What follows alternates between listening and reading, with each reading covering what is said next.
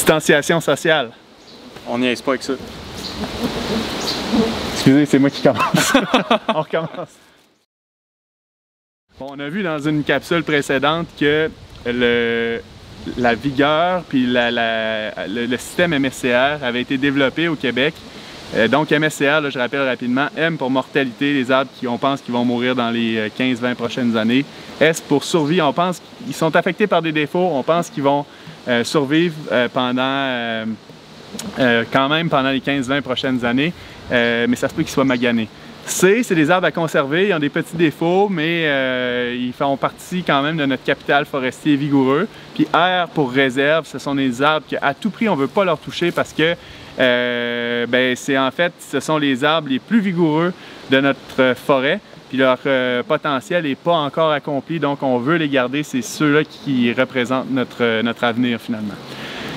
Le système MSCR a été développé donc suite à la mise en œuvre industrielle de coupes de jardinage dans lesquelles on avait remarqué qu'il y avait plus de mortalité, beaucoup de mortalité parmi les arbres qui avaient été laissés sur pied. Donc on avait mal identifié le potentiel de survie des arbres.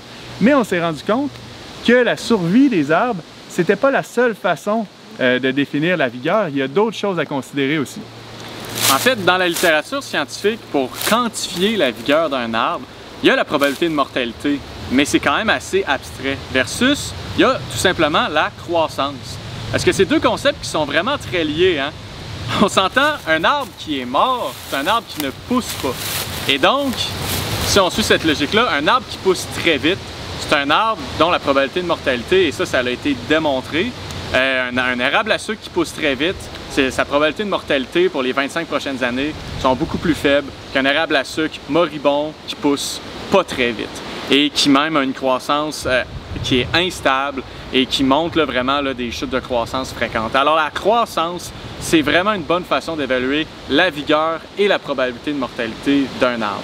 Et nous, justement, nos travaux, l'idée, c'est de jongler un peu avec ces deux concepts-là pour aider à bien quantifier la vigueur d'un arbre et à bien les identifier. On est en forêt feuillue dans la zone tempérée du Québec, donc on a les étés les plus longs, les conditions les plus favorables, la belle saison de croissance. Et pourtant, la croissance de nos forêts feuillues est assez faible. Puis il y a plusieurs raisons pour ça. Mais en gros, c'est qu'on n'a pas encore appris à faire une sylviculture qui nous permet de produire de la matière ligneuse assez rapidement. Contrairement aux forêts résineuses, dans les forêts feuillues, si un arbre feuillu, comme celui que j'ai à côté de moi, pousse rapidement, il n'y a pas vraiment d'enjeu de qualité. S'il y a une belle architecture de cime, il va toujours être son bois va toujours être assez bon pour servir dans les usages qui ont les plus hautes valeurs, comme la fabrication de meubles, d'armoires de cuisine ou, dans une moindre mesure, là, des planchers.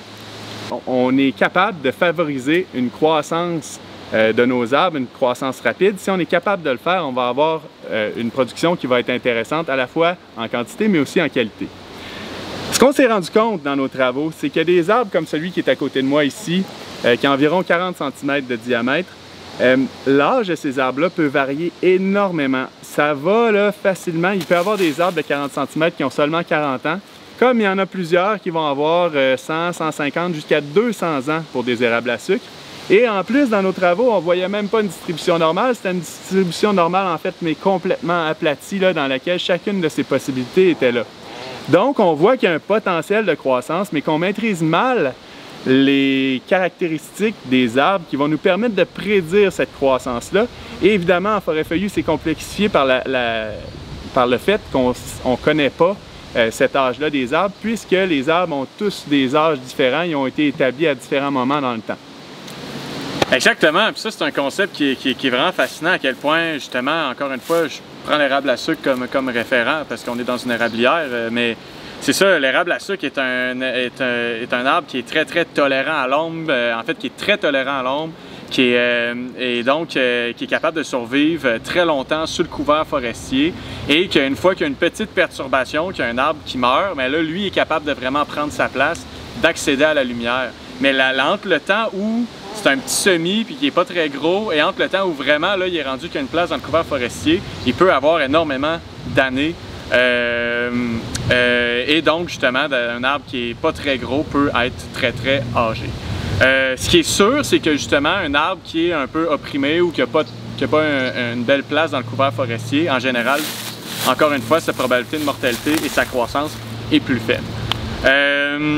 On va commencer là, à vous accompagner là-dedans, à essayer de trouver les arbres, d'être capable de les identifier, les arbres qui sont vigoureux et qui poussent vite. Évidemment, des fois, c'est beaucoup plus c'est facile. Des fois, on peut voir l'arbre qui est à côté de moi, qui est une blessure mécanique, qui fait pratiquement tout le tour de l'arbre. Tu peux arracher des morceaux de l'arbre facilement à main. Avec la main, c'est pourri. On peut se douter que cet arbre-là, c'est pas l'arbre le plus vigoureux et qu'il y a des fortes chances de mourir dans les 30 prochaines années. Par contre, parfois, c'est très, très subtil. Puis c'est ça, là, nous, en gros, on veut pas que vous deveniez des experts et des marteleurs, mais on veut que vous soyez capables de voir ceux qui sont les plus évidents, les plus faciles, et surtout ceux qu'on le sait qui sont vraiment, vraiment reliés là, à la vigueur et à la croissance des arbres. Fait que là, on va aller vous montrer quelques arbres où est-ce que ça devient plus facile au départ. Puis on va vous montrer quelques subtilités. Sur le site du cours, vous avez toutes les ressources là, pour vous familiariser avec le guide MSCR, vous familiariser avec aussi d'autres outils. Et puis, c'est ça, une chose qui est importante, c'est de vous dire que peut-être que vous n'allez pas devenir des marteleurs, c'est-à-dire des personnes qui vont aller identifier les arbres à récolter ou pas, mais il y a des grosses chances que vous ayez à diriger des équipes qui font ça ou à prescrire des directives de martelage. Alors, c'est important quand même d'avoir ça dans votre bagage de compétences. Première classe qu'on veut vous parler, c'est la classe sporophore. Okay? Les sporophores, on le voit ici, c'est des espèces en forme de sabots qu'on dit des fois. C'est sur les arbres. C'est le premier défaut qui fait partie du système MSCR et la majorité, vraiment la grande majorité du temps, quand vous voyez un sporophore, c'est un arbre qui est classé M. En plus d'être classé M, ce qu'on s'est rendu compte avec d'autres travaux aussi, c'est que les sporophores affectent beaucoup la qualité de l'arbre. Alors quand tu vois un sporophore, tu sais que ton arbre, il serait pas vigoureux et en plus, il n'y a plus beaucoup de qualité. Alors c'est vraiment l'arbre à récolter. Eux, des sporophores comme ça, on s'entend, c'est pas très subtil. C'est très simple à déterminer. Il y en a des plus subtils par contre. Je vous présente mon ami Oxyporus, ok? C'est aussi un sporophore un peu plus subtil. Il est vraiment facile à reconnaître pour un œil averti parce qu'il est blanc et sur le dessus, il y a toujours de la petite mousse verte. Et ça aussi, justement, c'est un exemple. Cet arbre-là, le défaut, ça peut être aussi petit que ce petit champignon-là sur le tronc. Il va être classé aussi M.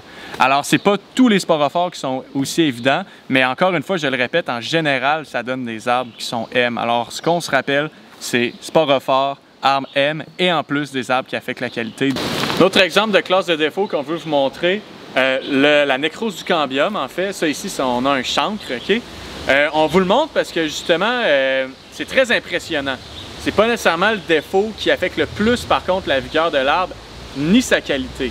Par contre, quand on regarde un chancre, pour savoir s'il est important, on regarde le nombre de faces. Alors, on divise l'arbre en 4 faces. Ici, ça pourrait être une première face, une autre face ici, une autre face ici, une dernière face juste ici. C'est le même principe pour la qualité, alors vous allez entendre parler de faces souvent.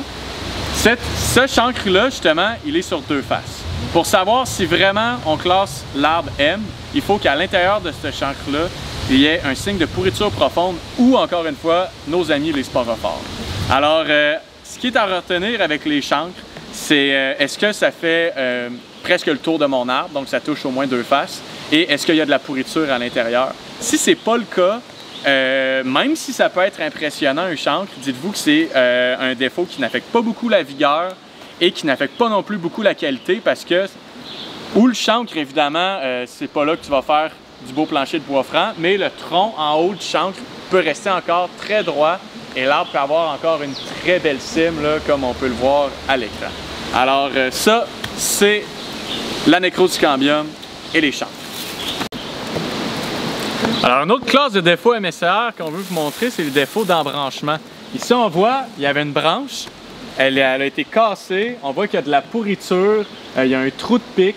Mais par contre, avant de se lancer là, dans la caractérisation complète de ce défaut-là, encore une fois, levez-vous la tête un peu plus haut Et vous allez voir que la vigueur, c'est assez évident. Cet arbre-là n'est plus vigoureux. Il n'y a pratiquement plus de feuilles, sauf dans sa cime. Alors, c'est évident que cet arbre-là n'a aucun potentiel de croissance. Alors, un autre défaut de la classification MSCA qui revient souvent et qui est particulièrement difficile, c'est la présence de fentes. Okay?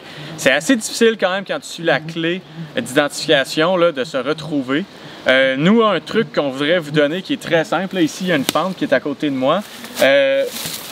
Encore une fois, parce que l'idée c'est d'identifier les arbres qui sont M, des arbres qui font des autres classes. Alors, une fente qui donne un arbre M, c'est une fente qui est en haut de 1,5 m et qui a une présence de pourriture profonde à l'intérieur.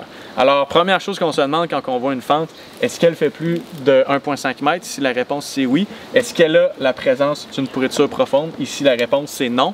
Alors, ça ne classe pas automatiquement l'arbre à M. S'il y avait une présence de pourriture profonde, ça serait automatiquement un M. On peut arrêter de fouiller et arrêter ça là. Alors c'est vraiment, encore une fois, toujours dans l'optique, on vous donne des trucs pour faire un diagnostic plus rapide. Est-ce que c'est un M ou est-ce que c'est autre chose?